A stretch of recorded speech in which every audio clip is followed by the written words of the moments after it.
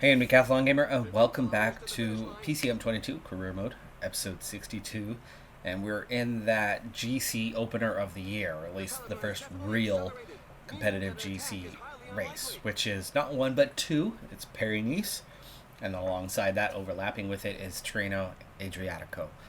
First up for us is Paris-Nice. This one, it's a stage that you want to quick sim, but you can't quite quick sim because right at the end of it, if you look just down here at the very bottom edge of the map, the final kilometer is cobbled. It's 1.1 kilometers in length. It's a short little hill at the end of it, but instead of being a sprint stage, it's a cobbled, punchy stage as a result. So we are setting up for that. Let's go ahead and get our team ready. Now, our hope, and actually, let's back up a second. Sponsor objective, not for one, but for both of the races. Identical objective, GC top three. Top three for both. Krantz is going to be over at Tirreno Adriatico. I believe I've got him slated for that. I hope I do. And we have Martinez here. So we have our two high mountain rated guys in both. This one, I have a feeling we're a little less supported here than we'll be there, but we'll see. It's harder to divide the team up for sure, but we have a decent amount of climbers. Anyway, Martinez is the guy we're going to ride for the overall, but today he's going to follow Arrieta, and Arrieta is the guy we're going to ride for today's stage, with Martinez just trying to tag along for late. Garzon has an excellent +5. He's +3 right now on the expected, as he's got the fitness peak, and he and a couple of the guys at least do have this race as an objective again, as it's a sponsor objective. I've kind of keyed in on this, but I think we've got Cherguy. Yeah. Flat rating. Let's look at those flat ratings, as this will be kind of lead up territory. Mikkels should have a great flat rating. He does, so we'll get him changing this order up from what it would be in other stages. Okay, we don't need a 99 from McKellar, but I needed him to get out front early and often and up to speed, so 96, sure. Okay, now a 94, now that he's emerging out front, let's get the gel for Cherguy. And we are nice and set for this one. 9.3k. Go ahead and gel for Ponamar. And McKellar doing his job well. And, you can see Arrieta hardly pedaling back there. Okay, 7.4. Let's speed up some more, as we are definitely getting down to it. 6.7. Okay, on to Cherguy. And I think we can go flat out from here, as we're inside 6k.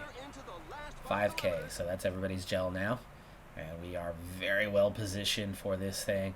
You can see we're getting a little downhill, so Cherguy is not even, well, he's got a good downhill rating at least, but yeah, it's not even taking anything out of him. Already inside 3k, so he's going to do a soft sprint. Ponamar is going to do a soft sprint here. These guys are not sprinters. Mikkels is, so Mikkels sprinting is not what we want right now. I want Mikkels.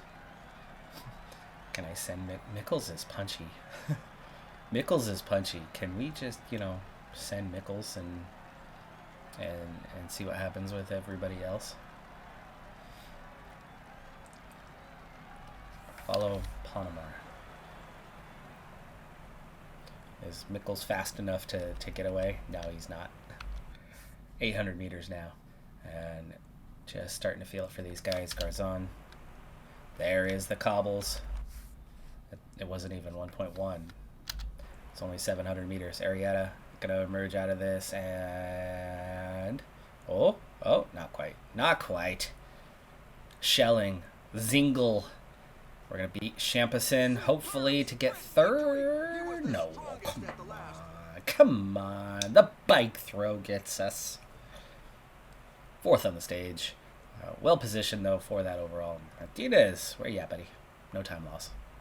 I know the names are hidden behind the face cam. You'll see them in a second, but I want you to see that race day condition bonus that we are looking at for stage 1, a team time trial, just 21 kilometers in length. opening for Tirreno Adriatico. We've got some hefty bonuses for the team. That little bit of red you see there, that's the one name you could kind of see, and that's Jan Bach.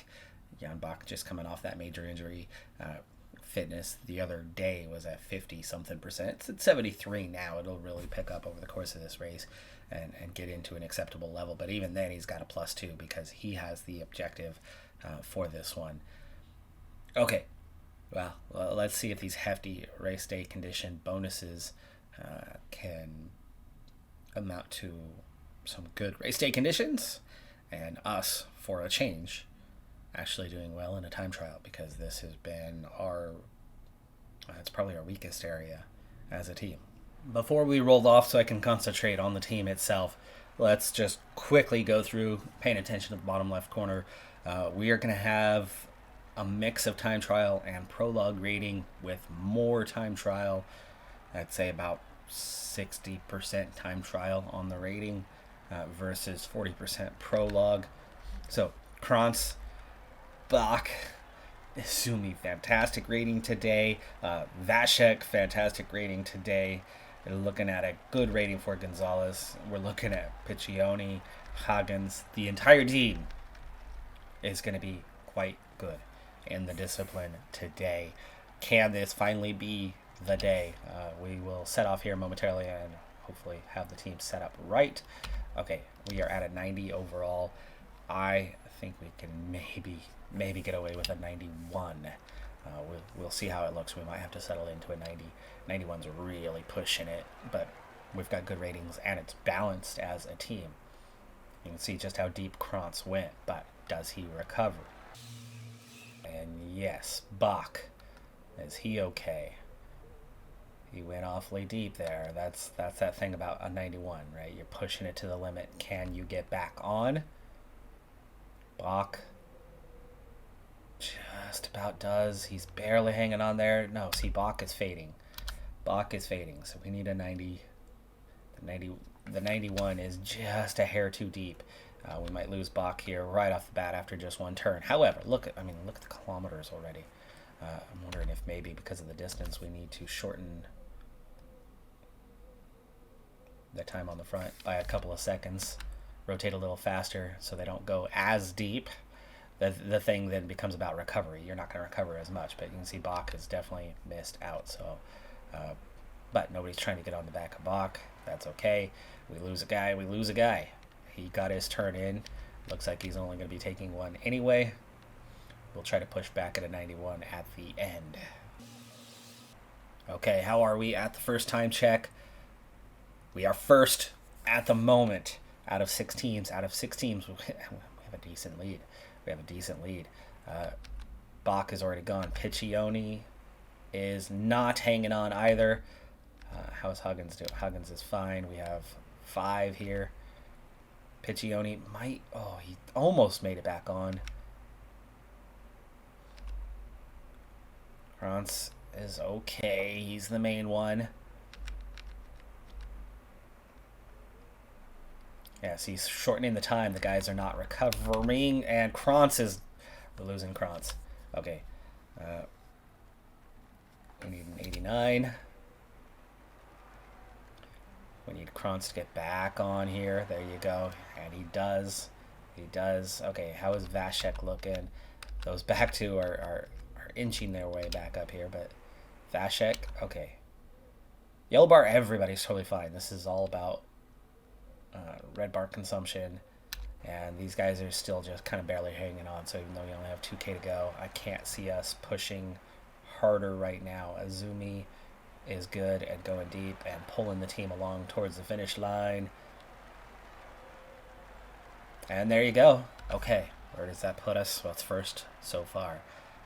We were still first with 10 teams at the first checkpoint and half a minute advantage. Could it be? We'll find out here shortly where we finish up. We'll just speed on through and see these teams coming in. DSM just 12 seconds down. No matter what, we have succeeded. We have our first significant time trial. I mean, that is the first one in this entire series. that we have done at any level. We have not been good in the time trial. We've had a couple individual wins in like national time trials of weak nations in terms of time trialing. 4 seconds ahead of Drone Hopper. We are still on top. Jumbo Visma, same time. Who gets it though? I hate that. I absolutely hate that because all the time you're on top and another team comes in and then it flips them. We put the time in first. So unless they are literally counting it by tenths of a second. Either way though, it's same time, folks. We are on same time as Jumbo Visma. That is a reclassify what I was about to say. That's a perfect start. Here's why that's a perfect start. Jumbo Visma, hold the jersey. They're going to have to lead the Peloton. They're going to have to do the dirty work. And we will be in our typical underdog position and be able to manage things from there. And it's perfect because we're on same time, or it looks like they're counting us as 1 second behind. But that's fine. That is fine. That is literally the best position you can be in other than being on the same time as them. They hold the jersey. We have the cards in our corner. So I'm happy. I'm so happy with where we're at right now. Back over to Pyrenees, and we are in fast mode for the moment. We'll definitely slow things down as we go along, but we're just going inside 100K to go on this one, beginning the first of 3 Category 3 climbs, plus a little uphill finish on this one.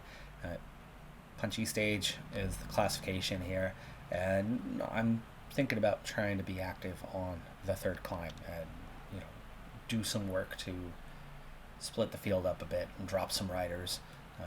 There might be some good climbers that aren't very punchy. Arrieta has a decent enough hill rating and definitely the mountain rating to withstand that. Not Arrieta, Martinez. Arrieta is definitely quick enough to put some hurting into a lot of the field. So we're going to see if we can catch some guys by surprise. As we get down to 75K, I do need to get water one last time. I've got Panama set for it. Really poor race day condition draw. The weather looks amazing, but it's hot. So a lot of -1s thanks to that one. But definitely not the draw that was expected as a team. Mikkels has +3 on the expected, so he did draw a little bit better, but outside of that, everybody else either drew neutral or negative. Like Garzon drew a -5 today. He was supposed to have a +3. Okay, 60K. Let's go ahead and get that water taken care of. That second hill was barely a lump. We went over it so fast. Sprint point upcoming, but there's still a break. Break is split up and starting to come back our direction. It's less than 2 minutes out. And there we go, water task done. Let's also put that effort up to hold position a little bit more here.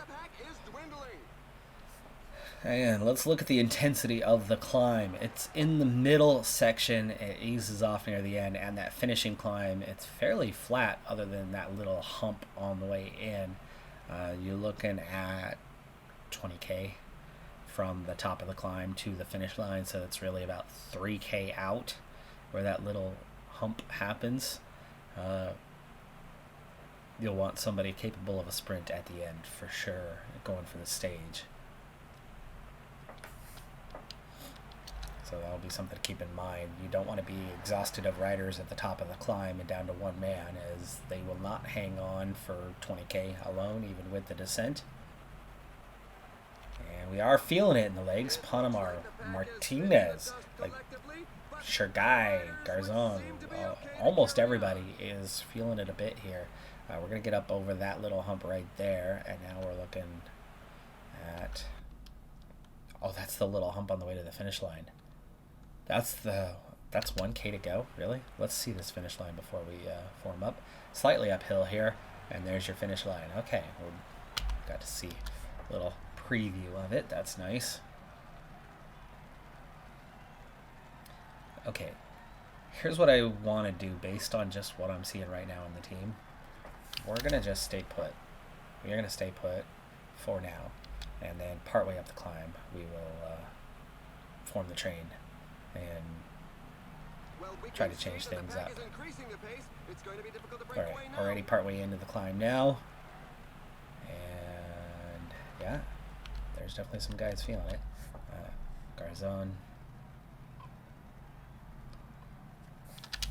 Garzon's furthest back. Martinez, his position is fine. Garzon, come on. Okay, let's take all those domestiques and gel up for.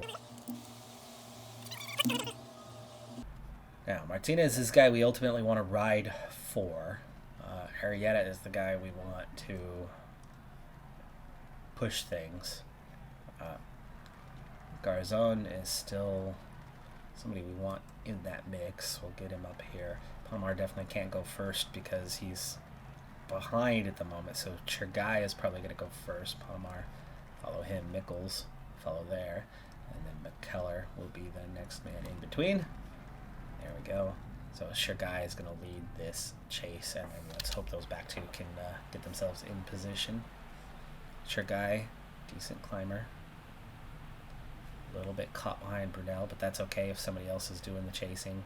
Puts a little less pressure on us, and now we get out into that open space with Chergai chasing Lopez down. And we're past the steep point, so this is definitely somewhere where we want to. Palmar's hanging in there. We're okay. We're okay with him back there. Chergai also out on the red bar. Dang, look at that. Nichols looking good. Okay, Garzon made it into position. I want Garzon slip back. Chergai go 99 for a second. And let's make sure Arrieta closes this gap. And Martinez closes this gap. There we go. Okay, now that that's in place, Nichols. Palomar drop to the back. And here comes some speed. Whoa, look at that explosion. Oh, we lost Martinez, but you know what? That's okay. That's okay.